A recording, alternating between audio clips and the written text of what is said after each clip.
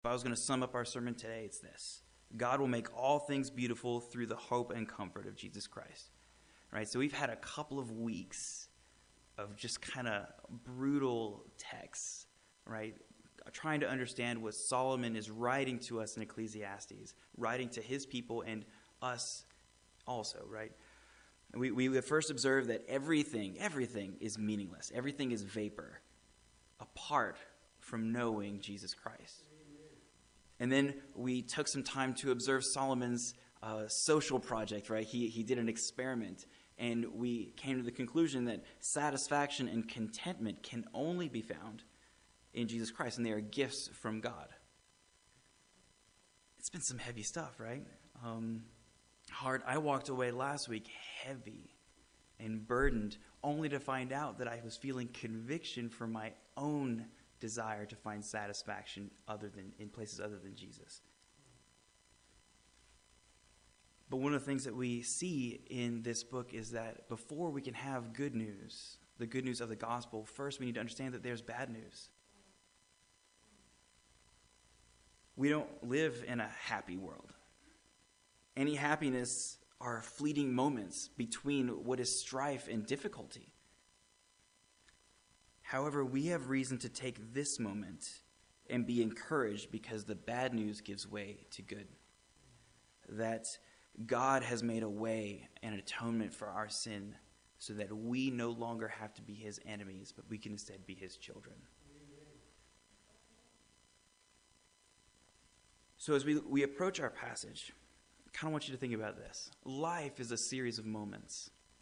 A moment isn't really it's not like a second or a minute. It's an indefinite amount of time. It's not a measurement, but instead it can vary between a couple of minutes, a couple of seconds, to an entire season of life. When I think about this, I think most acutely of when my children were infants. I used to be able to hold my son in one hand, and he would just kind of snuggle up in my neck, and it was adorable. And I enjoyed it, and now I miss it because I couldn't do that now. I can't pick him up with one hand. I'm not sure I could do it with two. And he won't sit still. But that was a moment, right? A moment that lasted weeks, months, but then it was gone. We have these moments, and sometimes it takes us too long to notice and enjoy them for what they are. And when we finally do, it's over. Only to lament and regret that I missed the moment and then realize that you're missing another one. That this happens to us constantly. And in our text, we find hope that God has given us the ability to find enjoyment in the moments he's given us, even if those moments aren't necessarily good things. So we don't have any more children in here, so I had some application for children. I'm going to skip that. Well, how about this? When you were children, do you remember how slowly time went by? I remember just wailing and just complaining, oh my gosh, I'm so bored. I have nothing to do. I can't wait till I'm 8 and I'll be so much more mature and able to do things. Or I can't wait till I'm an adult and I have all this freedom. I could do whatever I want. Nobody can tell me what to do. What about now, right? As adults, what do we have now? I wish I was a child and this time wasn't flying through my fingertips, unable to grasp it. That I can't even seem to enjoy the moments because they're gone too fast. And then it weighs, all the cares and all the responsibilities we have weigh on us, kind of burdening us to the ground. Oh, I wish I was a child again when I didn't have all these cares. Right? I was asked an interesting question this week. I went to study at a coffee shop, partially because I needed the caffeine and partially because sometimes I just kind of like to be around noise. The silence of the office can be deafening at times, and I like to have just kind of, not really chaos, but things going on around me that I don't know why, I'm just weird. But I bought my coffee, and she said, what did she say? She said, are you living your dream?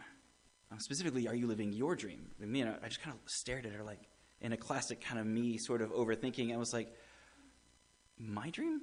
Like, specifically mine? She said to other people, like, are you living the dream? Like, as if there was this one dream that everybody should be striving for. But she said mine, for me. And I didn't even respond. I was just kind of walked away pondering. And it's one of my flaws. I think too hard sometimes. But we've made seeking after personal dreams in our culture as some sort of measure for happiness, of joy. I can't help but be concerned a little bit. Living in this world and living under the curse of sin, how fast can a dream turn into a nightmare? And given this is a product of my overthinking probably, but when that dream all of a sudden turns, when something that was good all of a sudden becomes a thing that weighs most on us, all of a sudden all of the joy and satisfaction, all of the contentment that we had in that thing is gone.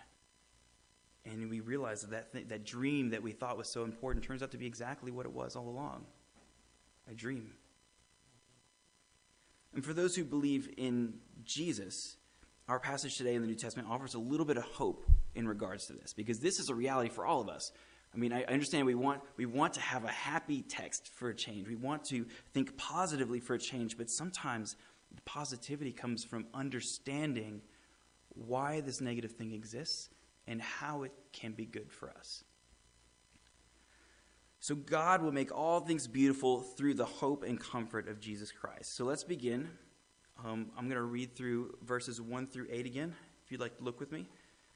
For everything there's a season and a time for every matter under heaven, a time to be born and a time to die, a time to plant and a time to pluck up what is planted, a time to kill and a time to heal, a time to break down and a time to build up, a time to weep and a time to laugh, a time to mourn and a time to dance, a time to cast away stones and a time to gather stones together, a time to embrace and a time to refrain from embracing, a time to seek and a time to lose, a time to keep and a time to cast away, a time to tear and a time to sow, a time to keep silence and a time to speak, a time to love and a time to hate, a time for war and a time for peace. So this is a poem that Solomon is writing, and it's beginning another section of this book. And he separated the sections by writing these little poems. And this gives us a list of times and seasons. This is by no means comprehensive. This is not everything that you'll ever encounter in life. But instead, he gives us groups that kind of give a sense of all of it. But he couples them together, right? And they're opposites. Time to be born and a time to die. Time to plant, time to pluck up. That these things kind of balance each other out. But I don't think it balances out in the way that you would think. It's not like a scale. Well, everything works out. In the end, everything's good. No, it's more like it's 1 minus 1, 2 minus 2, 3 minus 3. That everything in the end amounts to 0. And it's as we move down the list, we kind of want to pick out the things that we like the best, right? I prefer to be born over dying. I'm not excited about the prospect of dying. I rather plant. I like planting. I like gardening. I'm actually a big fan of gardening. Not so much about getting dirty, but I like gardening. I like being able to plant something and watching it grow and nurturing it. Being able to take of the fruit that comes from those things, particularly tomatoes. I'm a big fan of tomatoes. But I'm not a big fan of what happens to the plant when it's been eaten by insects or it gets a disease. I then, in kind of disappointment and frustration, I have to pull it up because it's no longer living, it's no longer doing what it's supposed to do. To kill or to heal. I'll take healing over killing, personally. I don't know about you, it may be different. But there are times in our lives, right? Oh, let me back up this way. It's actually on my personal mental bucket list that I'm never in a situation in which I have to make the choice on whether or not I'm going to kill somebody, for example, in self-defense or in war. I don't want to ever have to be put in that position. That's not necessarily true of even the people in this room. Sometimes people are put in situations in which they have to make a choice, and that choice changes you, I imagine. I've never actually had to do it, but I imagine that it would change you. And there may be somebody here who've had the great opportunity to be able to heal, whether in nursing or doctoring or even just simple CPR or even counseling. And praise God for that, because healing is a thing that we want to do, right? You're bringing together, you're making somebody whole. We may prefer to build over destroying, to make something new instead of dismantling something that was old. I mean, there are times in which you have to break something down in order to be able to build something up in its place. You see this most often in architecture, right? They'll destroy a building, then build something new in its place. And given time, when that building has seen its use, it is destroyed only for something else to be built in its place. You see this also in some social structures, right? Something is built or made for a particular generation or a group of people, only for when that ceases to be useful, it is then broken down and something is built up in its place to serve a similar purpose. In general, we as human beings prefer to build. We are builders. And we tend to get kind of attached to things, and we don't like to be told when it's become obsolete. There's a time to weep and a time to laugh. We might say we prefer to weep over laughing, but I think in the end, they end up being the same thing. And I think about this in terms of myself, because I know myself best. I've had moments when, at school, I was so stressed. This actually happened to me last night. I was so stressed and kind of overwhelmed with all the things that something happened. Somebody said something or a joke was told, and I laughed until I couldn't breathe. Has anybody had that happen? Like your stomach's hurting, your cheeks are hurting, you've just been laughing for a solid 3 minutes, and then at the end, your emotions are spent, and you're kind of able to think clearly again. Like you had kind of spent all of that stress and emotion through the relief of laughter. You see the same thing in weeping. I remember times, particularly when we were in Cleveland, I was so overwhelmed and stressed that all I could do was lay in my wife's lap and cry and just weep. And by the end of it, all I had left was nothing. All the emotion was gone, and I was able to think clearly again. We actually see that God, I'm getting ahead of myself, right? So there's a time to mourn and a time to dance. And you think of mourning. We hate mourning. We hate grief. We fear it. We don't like it because that means that something that we love is gone. Something that kind of fed into who we are is now gone. And we become overwhelmed with, sometimes it comes out in weeping, sometimes it comes out in anger, but we are overwhelmed with emotions because of the loss.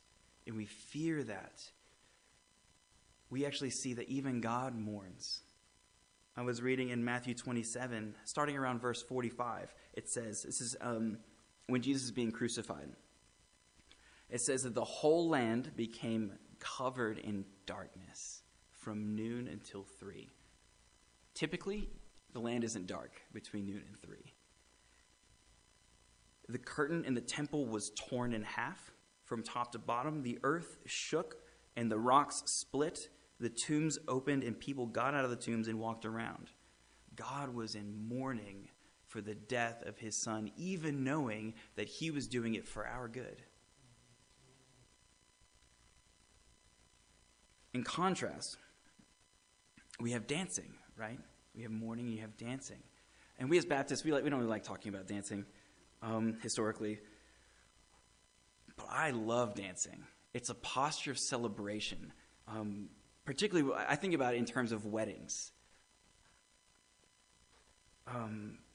It is an unmistakable celebratory merriment where everybody just comes together to celebrate the covenant between a new husband and a new wife, and we dance.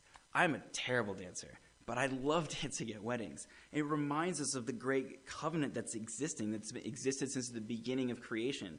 And it doesn't really matter if you've been married for a year, 5, 10, 15, 20, 70 years. It still tells us the same thing. We're celebrating a new covenant between a husband and wife. We celebrate because it's good.